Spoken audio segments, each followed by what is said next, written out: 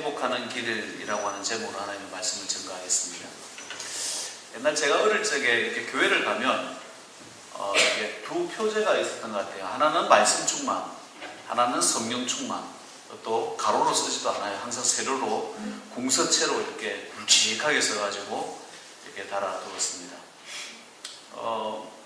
목양실을 들어가면 목회 일령, 목양 일령이 적혀 있었고 또 기도 일령 이것도 적혀 있었던 것 같아요. 세 가지 표제를 굳이 거기서 찾는다라고 한다면 말씀 충만, 기도 충만, 성령 충만이에요. 이 세 가지는 늘 함께 이렇게 같이 가는 것입니다.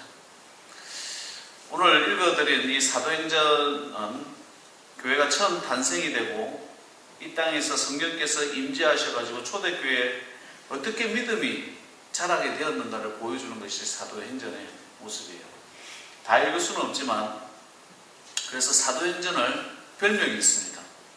뭐라고 그러죠? 성령행전이라고. 성령께서 어떻게 하나님께서 이 교회를 세워가시는 모습을 보여주신 것이 사도행전의 모습이에요. 그 사도행전은 역사서이기도 하고 또 사도행전을 보고 있으면 좋은 일만 있는 게 아니에요.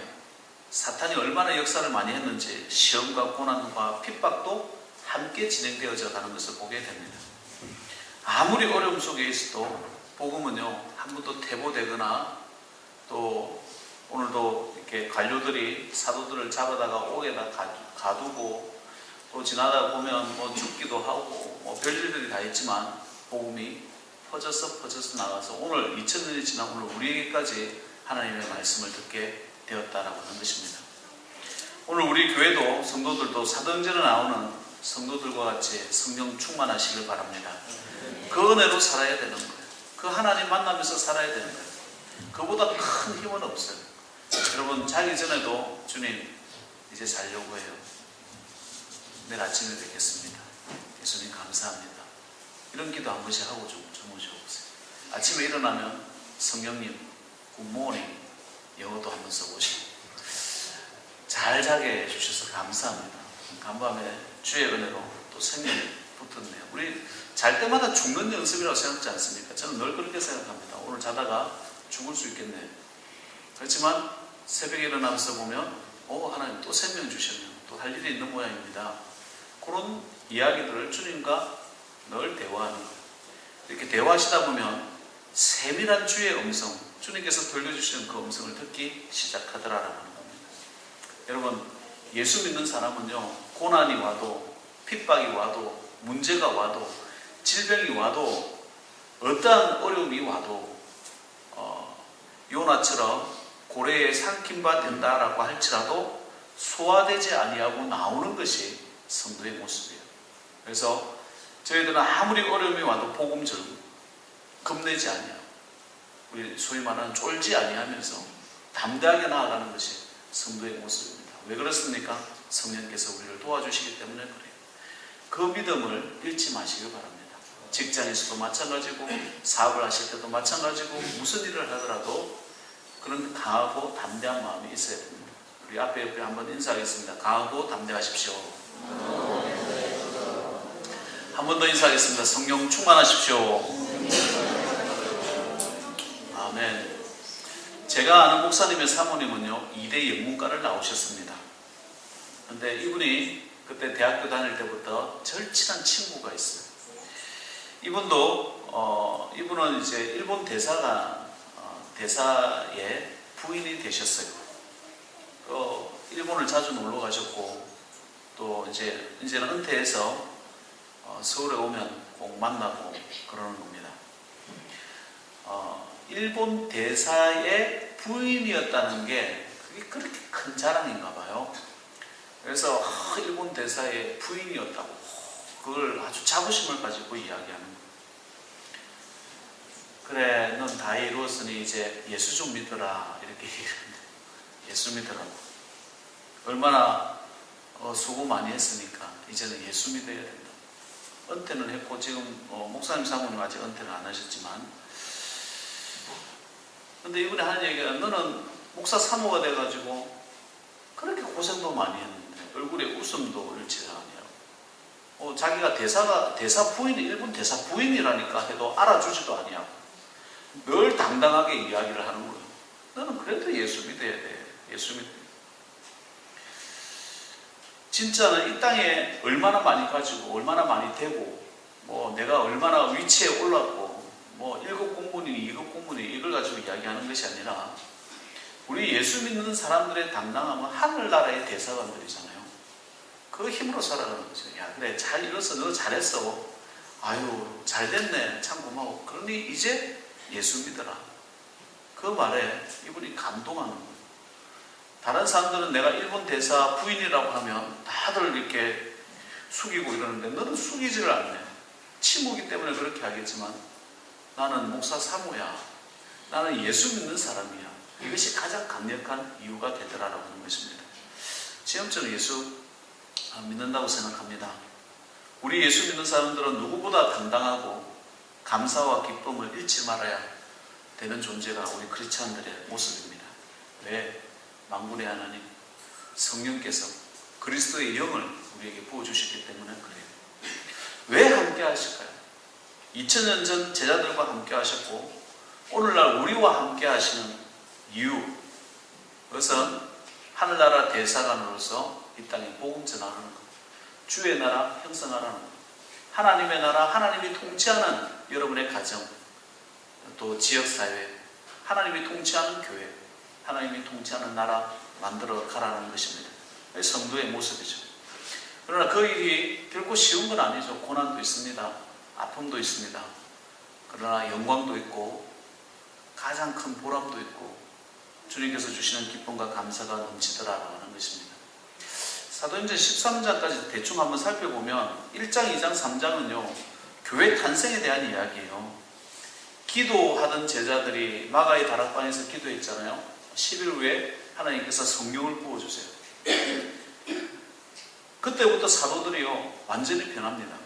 그전에는 아이고 예수님께서 십자가에 못 박혀 돌아가셨네, 업으로 돌아가 있고 세상 것 걱정하면서 다시 세상 실력을 찾았지만 성령 받고 난 다음부터는 이분들이 설교하면요 3,000명, 5,000명 회개하고 돌아왔고요. 십자가를 못 박아 죽였던 그 예루살렘에 주의 복음 전하면서 거룩한 성령의 도시로 변하기 시작합니다. 하나님의 역사와 기적들이 나타나는 거예요. 교인들은요 하나님 믿는 사람들은 마음의 기쁨이 충만해야 됩니다. 감사가 충만해야 됩니다. 유일하게 사람들만이 웃을 수 없는 상황에서도 웃을 수 있다고 그러잖아요. 감사할 수 없는 상황에서도 감사할 수 있는 거예요. 범사에 감사라. 이것이 그리스도 예수 안에 있는 하나님의 뜻이라고 그랬어요. 성도들에게 하나님의 뜻이라고 그랬잖아요. 범사라고 하는 게 뭘까요? 안 좋은 일이 있어도 감사하고 좋은 일이 있어도 감사하는 것이 크리스찬이에요. 세상 사람들은 어때요? 내가 좋아하는 게 생기면 감사해요. 아닙니다. 우리 믿는 사람들은요 고난이 와도 감사하는 거예요. 좋은 일이 있어도 감사하는 거예요. 그게 우리의 모습 아니겠습니까? 사도들의 권위가 살아나던 그때가 사도행전 1장, 2장, 3장의 모습입니다. 여러분들도 성령으로 충만하면 여러분의 삶에 권위가 나타나는 것이고 여러분의 가정에 권위가 나타나는 것이고 여러분 지역사회나 직장이나 사업을 할 때도 권위가 나타난다라고 하는 것이에요. 그게 성도의 모습입니다.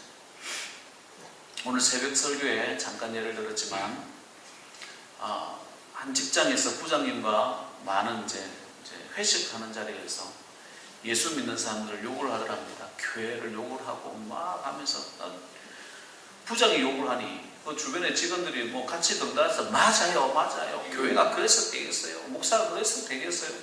뭐 같이 욕을 하고 있는 거예요. 그런데 한 형제는 그냥 밥만 먹고 있는 거예요. 밥만 먹고 마시고 아무 얘기를 안 하니까 너는 부장이 너는 어떻게 생각하냐 라고 물어보니까 저는 예수쟁인데요 하고 밥을 먹었다. 더 이상 예수쟁이에 대해서 욕을 할 수가 없는 거예요. 더 이상 교회에 대해서 욕을 할 수 없죠. 그냥 허지부지하고 밥 먹고 이야기하고 마치더라는 거예요. 예수 믿는 사람은 이런 당당함이 있어요. 우리 하나님 아버지잖아요. 우리 육신의 아버지를 누가 욕을 한다고 하더라도 화가 나잖아요.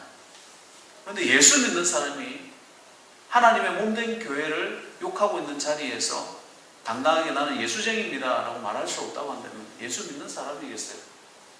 성령 충만하면요, 누가 욕을 한다 눈치 보지 않습니다. 사람 눈치 보지 않습니다. 우리가 눈치 봐야 될 대상은 예수 그리스도 한 분밖에 없는 거예요. 그 하나님께 눈치 보면서 그분 앞에 서 있을 때에 내가 당당할 수 있는 것이고, 용광로와 같이, 비록 용광로가 얇다고 그랬잖아요. 불이 있을 때 이게 깨어지지 않는 것처럼 그런 깨어짐이 없는 그런 성도가 되더라라고 하는 것입니다. 나뿐만 아니라 그 영향력이 미쳐서 내 직장, 내 지역, 내 사업, 어떤 일을 만나더라도 아, 저분은 크리스찬이야, 저분은 예수쟁이야, 믿을만해, 믿을만해 라고 고백할 수 있는 귀한 종들 되시길 바랍니다. 4장에서는요, 사도들이 붙들려가지고 붙잡혀가요. 베드로가 구금되고 붙들려가지고 고문당하고 밤새 신문당하고 천사들이 구해내는 거예요. 6장으로 넘어가면요, 교회 부흥이 돼가지고 집사들을 세워요. 집사들을 세워가지고 너희들이 이제 교회에서 일을 해라 라고 해서 집사들을 세워줘요. 7장에 가면 세운 집사들 가운데 서대반 집사님이 계셔요. 그 서대반 집사님이 돌에 맞아서 죽습니다. 이런 게 끊임없이 28장까지 끊임없이 좋았다가 죽었다가 좋았다가 고난과 어려움이 계속 오는 것이 사도행전의 모습이에요. 8장에서는 서대반 이 순교하는 일이 일어나면서 교인들이요 다 흩어지는 거예요. 7장은 설교하는 것이고 다 흩어지는 거예요. 그래서 사마리아도 예루살렘과 같이 부흥이 일어나는 거예요. 음란한 도시였어요. 아주 피해가 막심한 도시였지만 그곳에서도 변화가 일어나요. 9장에서는요, 사울이라고 하는 청년이 군대를 거느리고 예수 믿는 사람들 죽이러 오는데 얼마나 급박합니까? 근데 주님께서 만나주시는 거예요. 그 사울이 예수님 만나는 다메섹 도상에서 예수님 만나는 사건이 9장에 나옵니다. 10장에는요, 군대 사령관이었던 고넬료, 백부장이죠. 고넬료가 회개하는 사건이 나온 거예요. 이방인이에요. 그전에는 로마, 유대인들만 예수님을 믿는다라고 생각을 했는데 고넬료가 예수님을 믿으면서 성령으로 충만케 되는 것을 보게 돼요. 베드로가 깜짝 놀라는 거예요. 그리고 그것을 예루살렘 교회에 와서 야, 우리도 이방인들에게까지 성령을 부어주시는 것을 보았다. 오늘날 우리에게까지 성령을 부어주시는 걸 봐. 12장에서는 야, 그런 은혜를 누렸는데 10장에서는 12장에서는 야고보가 목이 날아갑니다. 첫 선교자가 나오죠. 야고보 제자 사도가 순교당하면서 또 많은 기적들이 또 일어나요. 13장에서는 안디옥 교회가 사도들에 의해 가지고 바울과 바나바에 의해 가지고 그러니까 교회가 또 세워지고 죽었다가 살아났다가 죽었다가 살아났다가 맞았다가 돌에 맞았다가 죽을 뻔하다가 살아나는 것이 사도행전 28장까지인데요. 끝이 없이 이루어지는 겁니다. 우리가 여기서 질문이 하나 있을 수 있잖아요. 왜 하나님께서 복음을 전가하고 예수 잘 믿는 사람들 수제자를 구속시키기도 하고 교인들을 어렵게 붙잡아 가기도 하고 사도들을 죽게 만들기도 하고 고난당하게 하고 감옥에 가기도 하고 왜 이렇게 하실까? 그냥 좀 편안하게 좀 믿으면 안 될까? 교회 생활 좀 편안하게 좀 하면 안 될까? 아무도 안 보이는 곳에서 숨어서 나 혼자 기도하면 안 될까? 예배 드리면 안 될까? 이렇게 생각할 수 있잖아요. 우리가 크리스찬은요, 늘 배워가는 것, 늘 하나님의 뜻을 배워가는 것이고 또 주님 앞에 훈련받아 가는 것이 성도의 모습입니다. 핍박이라고 하는 것, 어려움이라고 하는 것은 하나님의 자녀들에게 꼭 필요한 것이기 때문에 주님께서 주시는 거예요. 지금 여러분들이 어려움 가운데 있습니까? 힘든 가운데 있습니까? 하나님께서 더 크게 세움받기 위해서 주시는 것이다. 그렇게 믿고 준비하시면 돼요. 그런데 어리석은 사람들은 어떻게 하죠? 나한테 내가 감당할 수 없는 어려움이 왔어.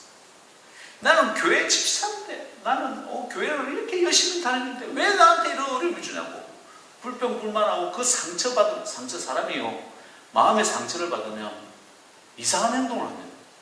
별 희한한 행동을 하잖아요. 다 아시겠지만 땡깡 부리고 화내고 별 희한한 짓을 하는 거예요.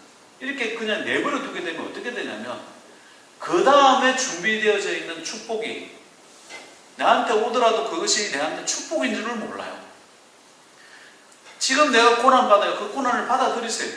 어려움이 있어요. 고난 받아들이세요. 힘든 거 받아들이세요. 주님께서 주시는 핍박입니다. 주여 감사합니다. 받아들이세요. 그러면 그 다음 축복이 나한테 또 오는 거예요. 사도행전과 똑같은 역사들이 오늘날 믿는 성도들에게 똑같이 일어나더라라고 합니다. 기독교는 생명의 종교입니다. 환경이 좋다고 해서 잘 믿는 게 아니에요. 하나님 앞에 환경이 좋지 않다라고 하더라도 잘 믿는 것이 성도의 모습. 생명이 있는 사람은 여기서도 잘 믿고 저기서도 잘 믿게 되어져 있어요. 핍박이 있어도 잘 믿고 핍박이 없어도 평안할 때도 잘 믿습니다. 잘 살아도 잘 믿고 못 살아도 잘 믿어요. 못 믿는 사람들 잘 한번 보십시오. 못 믿는 사람은요, 좋으면 좋아서 교회 못 나오고 어려우면 어려워서 교회 못 나옵니다. 기도 안 하는 사람은요, 시간이 있으면 시간이 있어서 기도 안 하고요, 시간이 없으면 시간이 없어서 기도 안 해요. 기도하는 사람은요, 바빠도 기도하고 안 바빠도 기도해요. 조용해도 기도합니다. 마치 공부도 그래요.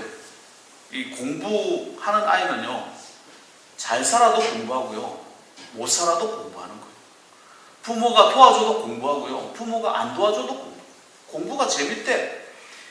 그러나 공부 안 하는 애들 보면요, 이래서 공부 안 하고 저래서 공부하고, 뭐 때문에 공부하고, 핑계가 많아요. 핑계. 믿음의 생활도 마찬가지예요. 교회가 평화롭고 아무 어려움이 없기 때문에 내가 잘 믿는 것이 아니라 내가 잘 믿기를 결단하고 하나님 앞에 잘하기 때문에 하나님 앞에 어려운 환경 속에서도 내가 잘하게 되는 것이고, 또 좋은 환경에 있어도 똑같이 잘하는 것. 변함이 없다라고 하는 것이에요. 변함이 없는 것. 물질이 돈이 주인인 사람은 돈이 있으면 하나님 잘 섬기다가 얼굴이 환하게 됐다가 돈이 없으면 얼굴이 죽을 삶 되는 것을 보게 돼요. 왜 그래요?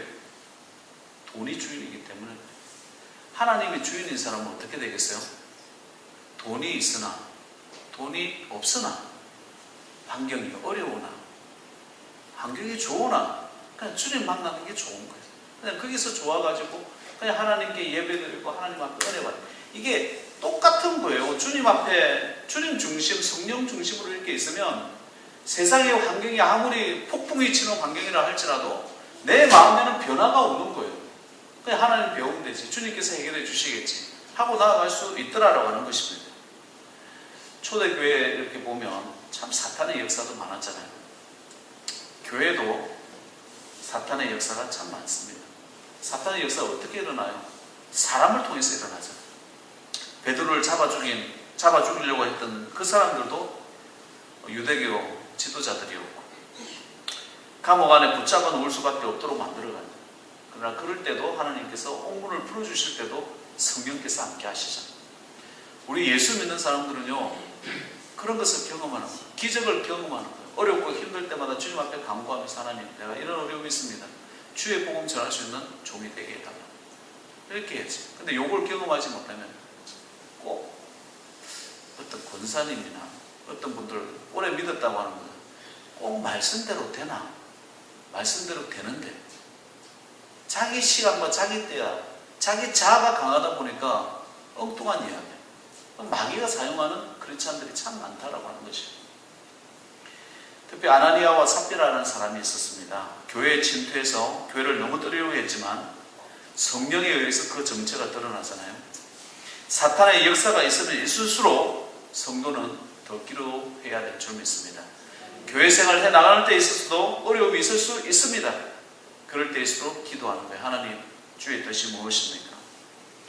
환난을 당하고 나면 사람들은 전체적으로 담대해집니다. 어려움을 당하고 나면 사람들은 더 강해집니다. 감옥 가는 사람들도 그래요. 감옥 한번 갔다 오면 별거 아니네. 감옥 가는 건 문제 없어서 별로 겁을 내지 않는다고 그래요. 경찰 자주 들락날락하는 사람들도 보면, 사기치는 사람들도 보면 담대해. 그죠? 우리는 저런 말 할 수 없는데, 거짓말 할 수 없는데 담대해. 왜? 해봤기 때문에 그런 거예요. 우리는 그런 악인들보다는 더 강하고 담대한 마음이 우리 성도들 마음 가운데 있어야 돼요. 나에게 고난이 온다라고 할지라도, 나에게 어려움이 온다라고 할지라도 주님이 나와 함께 하시면 됩니다. 집에 가서 한번 읽어보십시오. 시편 51편. 다윗이 본인의 실수로 밧세바를 범합니다. 밧세바를 범하고 그 남편을 죽이고 해서 아파하면서 쓴 시가 시편 51편이에요. 주여 나는 본죄인입니다. 나는 죄인입니다. 나는 악인입니다. 라고 할지라도 주님께서 내게 주신 성령만큼은 거두지 말아주세요. 이것이 다윗이 요구하는 딱 한 가지 이유였어요. 하나님께서 얼마나 사랑하시겠어요. 다 가져가신다라고 할지라도 나는 죄인입니다. 나에게 다 벌을 주신다라고 할지라도 성령만큼은 데려가지 마세요. 데려가지 마세요. 이것이 성도의 모습이에요. 제가 옛날에 한번 우리 애를 한번 때린 적이 하도 혼을 낸 적이 있었어요. 말을 안 들어가지고. 그럼 왜 그러냐고 하는데, 그럼 애가 어떻게 하죠? 울죠. 하면서 아빠 잘못했어요 하고 다리를 안았어요. 그런데 내가 처음 깜짝 놀랐어요. 저는 안 그랬거든요. 때리면 도망가가지고 그냥 혼자서 울고 아버지도 안 보고 얘기도 안 하고 그랬는데, 근데 이 아이는 다리를 안고 아빠 잘못했어요 하고 우는 거예요. 때리지 못하겠는 거예요. 이 애가 이런 면이 있네. 그래 다음부터 하지 마라 하고, 내가 되게 처음 경험하는 거라서 되게 미안해 하면서도 되게 제가 감동했어요. 너무너무 사랑스러운 거예요. 저는 우리 성도들도 마찬가지라 생각해요. 내가 하나님 앞에 잘못했어요. 아빠 죄송해요. 제가 어쩔 수 없었어요. 다윗이 자기 스스로 알면서도 죄지었어요. 그럼에도 불구하고 안기는 거예요. 하나님 앞에 안길 때 하나님께서 기억하신다. 그 기쁨을 하나님은 아시고 축복하시더라고요. 우리 성도들도 마귀가 별거 아닌 거 아셔야 됩니다. 고난이 별거 아닌 거 아셔야 됩니다. 아픔이 별거 아닌 거 아셔야 됩니다. 왜? 하나님이 나와 함께 계시기 때문에. 평화롭고 아무 문제가 없으면 좋은 교회가 되는 게 아닙니다. 시험 있고 상처 있고 아픔 있고 어려움 있고 환란이 있을 때에도 성도는 담대해지고 힘을 얻는 것이 성도의 모습이에요. 적어도 성도는 마귀는 두려워하지 말아야 돼요. 귀신 이야기 두려워하지 말아야 됩니다. 하나님의 사람은 마귀와 사귀어서 마귀가 하는 짓대로 따라가서도 안 되고, 마귀를 대적해야 되고, 또한 마귀를 두려워가지고 숨어서 피하는 그런 존재가 돼서도 안 됩니다. 우리는 당당해야 돼요. 아나니아와 삽비라 같은 사람이 교회를 다녀갈 수도 있습니다. 그렇다고 해서 거기에 시험 들어가지고 내가 스스로 아나니아와 삽비라 같은 그런 인간이 되면 안 된다라고 하는 것이, 오늘날 교회에 나오면서도 마귀에 의해서 놀아나는 사람들 얼마나 많이 있습니까? 지난번에 한번 보니까 고등학생이 나쁜 짓 해가지고, 어른들하고 나쁜 짓 해가지고 이 부끄러움을 모르는 거예요. 이걸 죄라고 생각 안 하는 거죠. 옷을 벗어도 부끄럽다고 생각지 안 하기 때문에 그런 짓 하겠죠. 이런 악한 세상에서 이게 화인 맞았다고 그러잖아요. 그런 사람들이 교회 안에 와가지고 있는 사람들이, 속이면서도 속인다 생각지 않는 사람들이, 아나니아와 삽비라 같은 사람들이 너무나 많은 거예요. 부끄러움을 부끄럽다고 생각지 아니하고 죄를 죄 같다 생각지 아니하는 거예요. 그러면서도 태연스럽게 거룩한 찬송 부르는 사람들이 오늘날 얼마나 많은지 모릅니다. 잠깐 지날지 몰라도 하나님 앞에는 우리의 부끄러움은 다 드러나게 되어 있어요. 설사 우리가 그런 부끄러움 가운데 있다라고 할지라도 주님 앞에 안 계시길 바랍니다.